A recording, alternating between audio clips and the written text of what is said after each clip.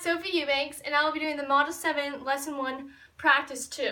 So I'm making a video, and I made a simple model of the lungs. And the orange balloon at the bottom is the diaphragm.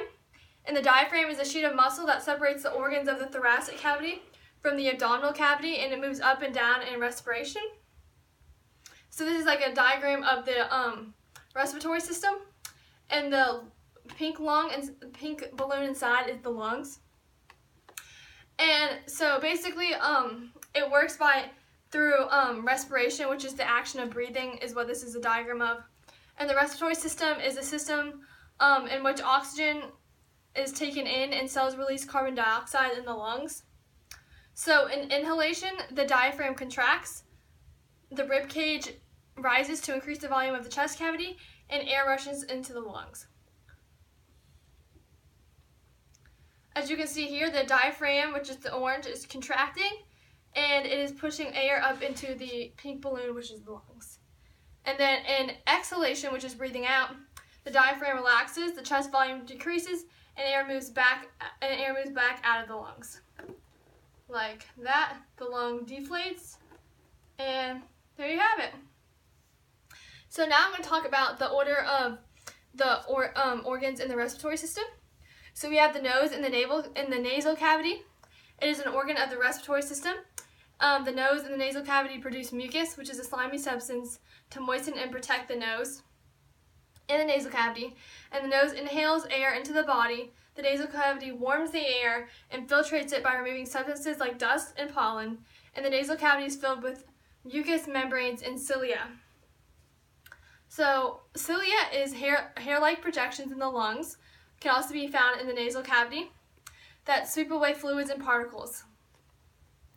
The pharynx is the throat, and air that is breathed in enters the pharynx, where it goes into the larynx via the epiglottis.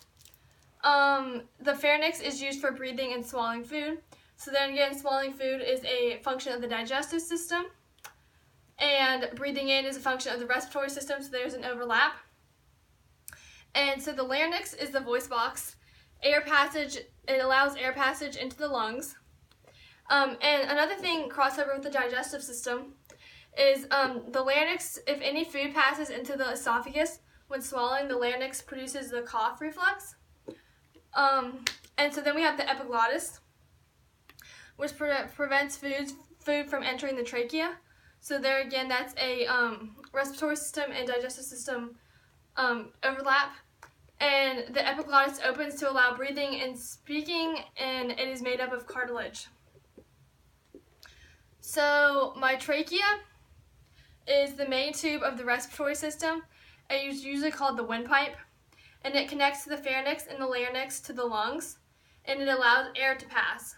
So branching off of the trachea are bronchi, and they divide into bronchioles, and they're extensions of the windpipe. You can think of the bronchi as highways for gas exchange, because oxygen going into the lungs and carbon dioxide leaving the lungs through them. And then we have, from the bronchioles, we have the alveoli, which are tiny air sacs at the end of the bronchioles, like I've said before.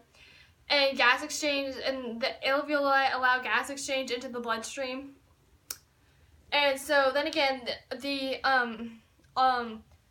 all of this is part of the lung. Once you get to the trachea, it goes into the lung, the bronchi, the bronchioles, and then the alveoli. And so the lung, we have two of them. They're organs in the thoracic cavity, like I said before, and they are enclosed by the diaphragm, and then the rib cage, which is not in this diagram.